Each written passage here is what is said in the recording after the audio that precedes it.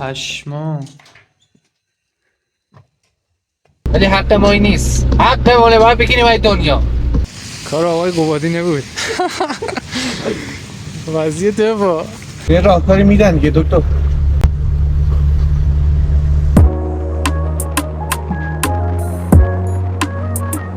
بچه خدا وکیلی دوست دارم بگم گو خوردم.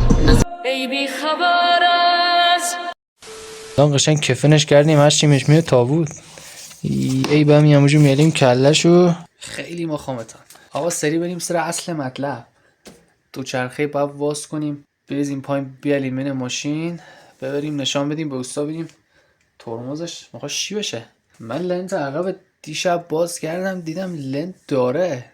حالا نمیدونم، احتمالا هواگیری بخوا یا ای که لنت با عوض بشه و من سر در نمیارم. خدا میدونه. فکر کنم یه آلنه باشه. آره اینه مندازیمون. اینم ای حاجی چه سبوکه. یعنی ما به اعتماد این میله اوجو بپر میکنیم. یا خدا حاجی پشما. حرف بپا. اگه دیروز جلو خانه‌تان خوش بوده و الان این همه برف باریده، بهشتان تبریک میگم. شما همدانی. جاروی مین راپلمان پیدا کردم و رفتم رو میدم رو ماشین برفاش قشنگ تمیز کنم. حاجی مثل که این جاروه جواب نمیده. من برم یه جارو دیگه بیارم. دوباره با جاروی نیو برگشتم. حاجی سوال من اینه اگه این جاروه و قبلی باشی بود، فکر کنم اصلا علف بود. اون چیزی که ما خواستیم نشو، ولی زیاد مهم نیست. بریم ماشین روشن کنیم این روشن میشه اصلا. یا خدا، امیدوارم روشن بشود. بسم الله. ای جانم بشی. هی یعنی این استا آموزشش دیده بودم که چرخ جلوی اگه باز کنی هر اندازه هم باشه دوچرخه جا میشه، ولی ای که جانش. چاره دیگه جزی نداریم که چرخ عقبم بیاریم پایین. برای حال کردن دوچرخه مین ماشین کار سختیه که 1000 بار میگی گو خوردم. واجی یه دونه باربند با خواهیمان مثل ای که لاستیکا مخوا اذیت کنن باید برن عقب.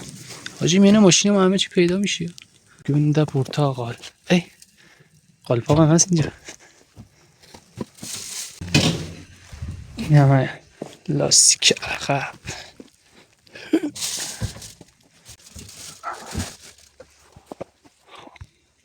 آوازه به هم دیگه باش. آدم دلش میخواد دستی بکشی ها، ولی خیلی خطریه، ماشین نمیکشه.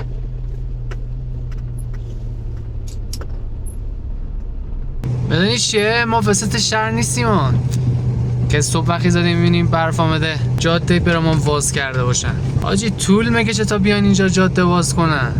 بعد یه هفته فعلا از روی برفا بریم خودش آب میشه. یعنی هوای برفی ندونی چی مزه میده؟ یه 207 رالی داشته باشی باید دستی کف جاده قر بری همه رنده کنی. ولی مشکل ندونی چیه؟ ما 207 رالی نداریم، ما پراید داریم. اونم نه یه پراید سالمی.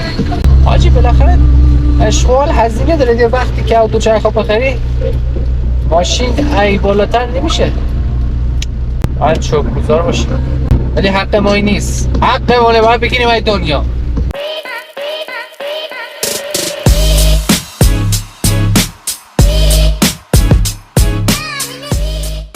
آجی یه لحظه کلن برق ماشین رفت خاموش شد، در حال حرکت خاموش شد، دوباره خودش روشن شد. هر مشکلی برای ما به وجود میاد که ما کارمون انجام ندیدیم، ولی در این خبران نیست.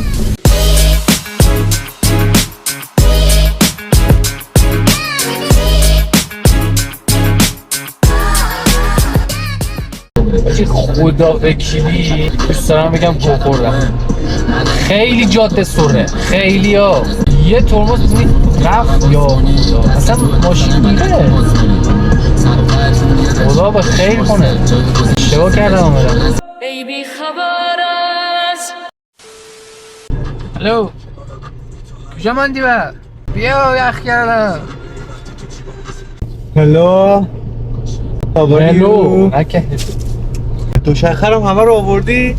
باز کردم کلن دل رودش رفتم به از کجا برم؟ همین برو بالا. اینا بذار استوری چیزا ریلز تو اوه یس. آره.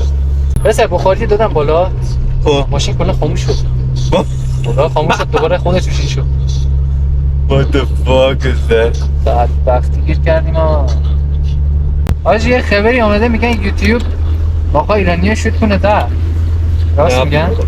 به خدا برو یوتیوبرای بخوا ببینیم چی میگن. خب دیگه باید چیکار کنیم؟ راهکارشون چیه؟ هیچی. یه راهکاری میدن دیگه دکتر.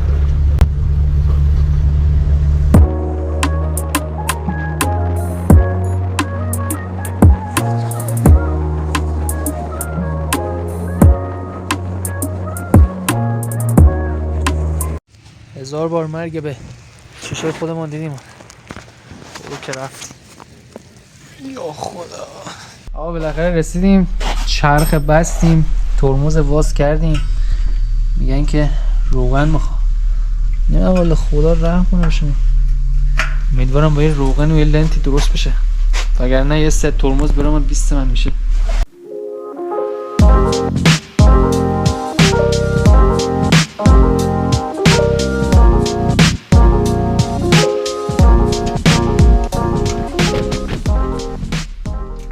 سلام. روغن ترمز اسرام داری؟ باشی بند خدا میشدم مشتری میاد اونجا براش ترمز درست.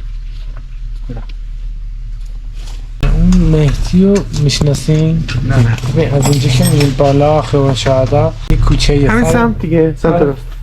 یه کوچه یه سر نبش اون کوچه اسمش مهدیه. بهش زنگ زدم ببین ترمز روغن بزن درستش کن. فقط روغن میخواد نمیخوام. یه الان روغنش چجور خالی شده؟ لنتش ترمز اسرام کلا اذیت کنه.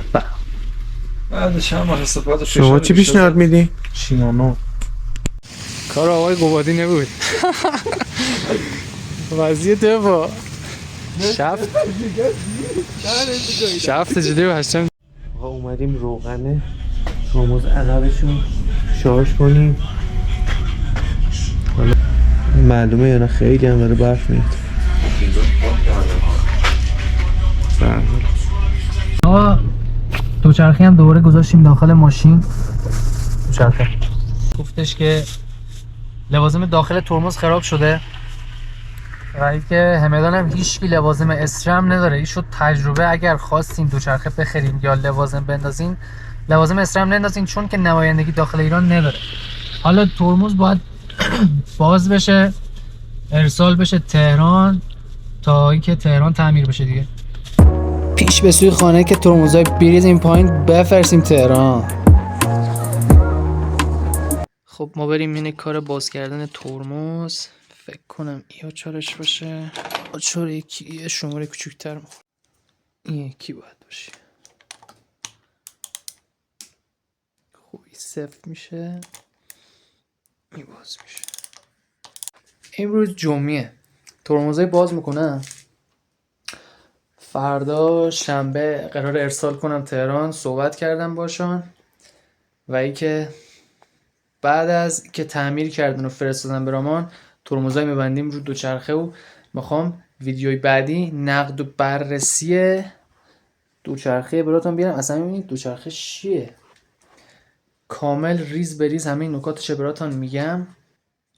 خب این پدال ترمز جلو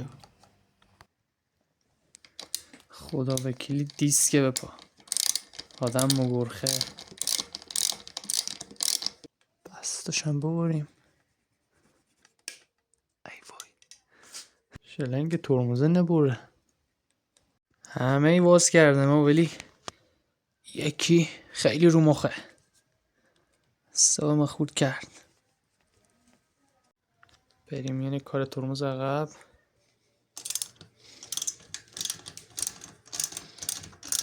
ترمزا باز شد اینا هم فردا ارسال بشه تهران. حاجی خدا کنه این ترمز آخرای کارش نباشه. الان قشنگ کفنش کردیم هر چی میاد تابوت. ای بهم یموجو میاریم کلهشو میریم به چسب کاری. این همه.